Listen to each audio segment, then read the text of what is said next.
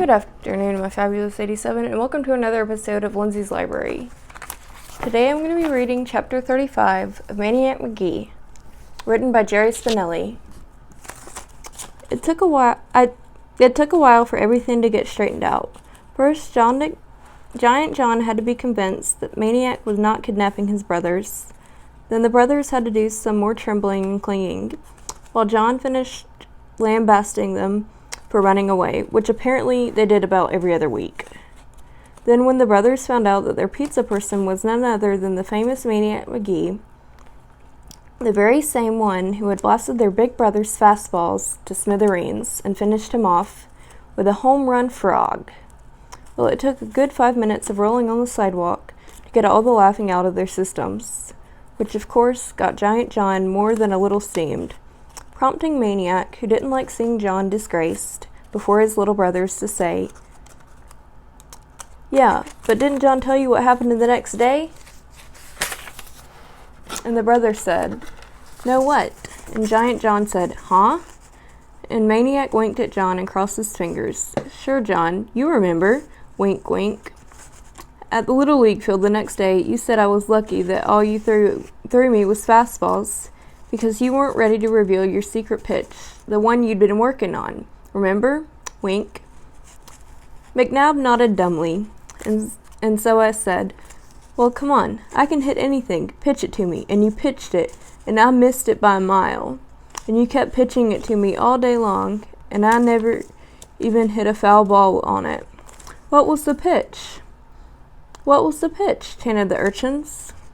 It was, Maniac paused for dramatic build-up, the stop ball. The stop ball? Yeah, and you should have seen it.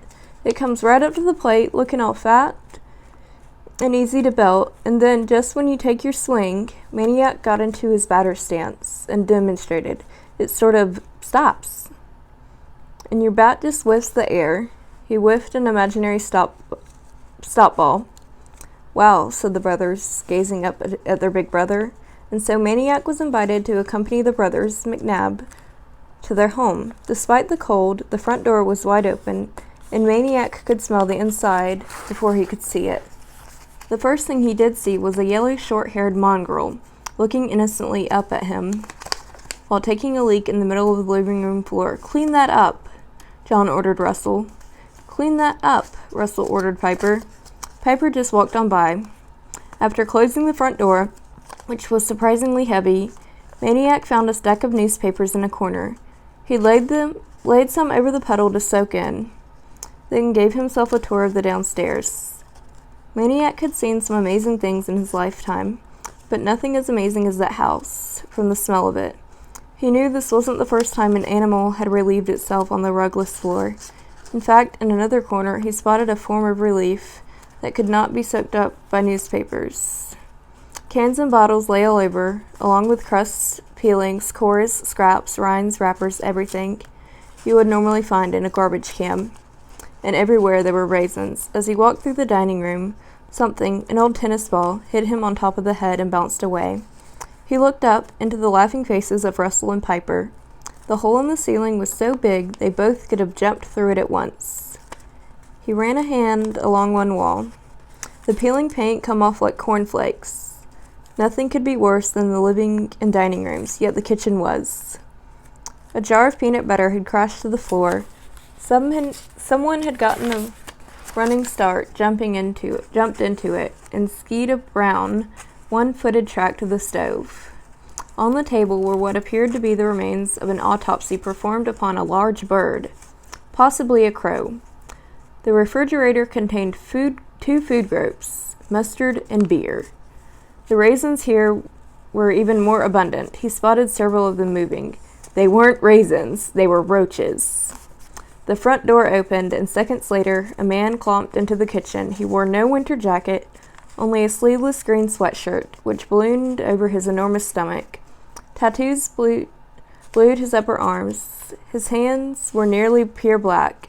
Stale body odor mingled with that of fries and burgers coming from the Burger King bag he held.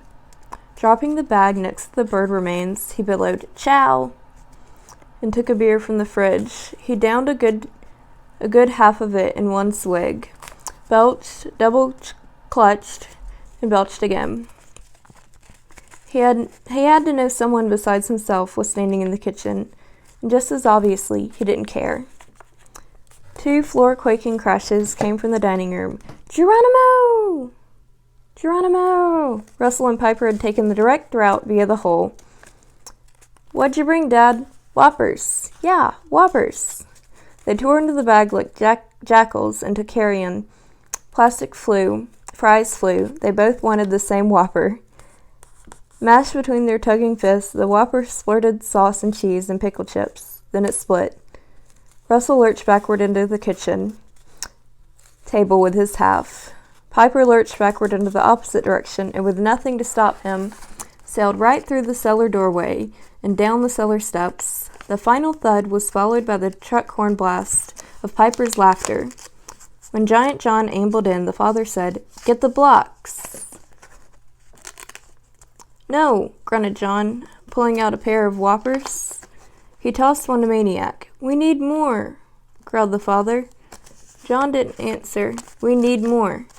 "I heard." McNabb smashed the tabletop. 3 fries and a bird wing jumped to the floor. "Now!" John walked out nonchalantly, munching. "I was busy." The rest of the night was scenes from a loony movie scene. McNabb, the father, swaggers bare-armed out the front door, bellowing back, "Do your homework!" Scene. Maniac retrieves the wet newspaper from the living room. There are no waste baskets in the house. He finds a trash can in the backyard, next to a pile of cinder blocks. He dumps the soggy papers in the can, which is empty. Scene. Small turds of an unfamiliar shape appear here and there along the baseboards of the first floor. "Please don't be rats," Maniac prays. Scene. The Cobras come in. They glare at Maniac, but Giant John tells them to lay off. They raid the fridge for beer. They smoke cigarettes. They belch and fart. They curse. Russell and Piper, kitty cobras, pop their own beer cans, guzzle, swagger, belch, smoke, curse. Scene. Football game from the front of the living room to the back of the dining room. Except for space, it has everything a regular game has. Running, passing, blocking, tackling, kicking. There is little furniture to get in the way. Ordinarily, the windows wouldn't last 5 minutes. But the windows of this house are boarded up with plywood. Body-blocked cobras fly into the walls. The house flinches. Scene. A faint rustling noise behind the stove. "Oh no, rats!" Maniac dares to look. It's a turtle. Box turtle. Munching on old Whopper lettuce. Woo. Scene. The boys' bedroom. Russell and Piper lie prone at the hole. They fire toy submachine guns. Ta-ta-ta-ta-ta-ta. At the cobras heading out the front door. Piper jumps up and blows Maniac away, killing him at least 15 times. "This is how we're gonna do it." Bam! Bam! Bam! "The guns will be real," says Russell, still prone and firing the stock of the toy gun tight against his cheek. "Yeah," squawks Piper. "Real." He flops back to the floor, sprays the hole downstairs. Soon they start coming in. Bam! Bam! Bam! "Who?" says Maniac. "The enemy," says Russell. "Who's that?" said Maniac. Russell stops firing long enough to send Maniac a "Where have you been?" look. "Who do you think?" He sneers. He points the red barrel of the submachine gun toward the bedroom door, toward the east end, the heavy front door. Scene. Darkness, silence, sometimes early morning. Maniac lies between the 2 brothers, on the bed. Do cockroaches climb bedposts? Unable to sleep, asking himself, "What am I doing here?"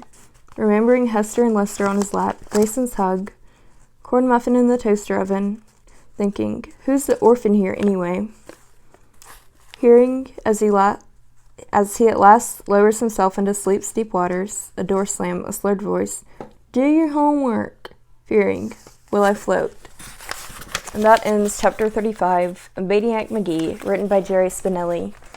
If you like this episode, please be sure to like, comment, and subscribe. And also, if you want, you can like me on Facebook, follow me on Pinterest, Twitter, Twitch and Instagram at lgrace1226, and add me on Snapchat. And above all else, stay creative, stay fabulous, and I'll see you in the next video. Thanks for watching. Bye!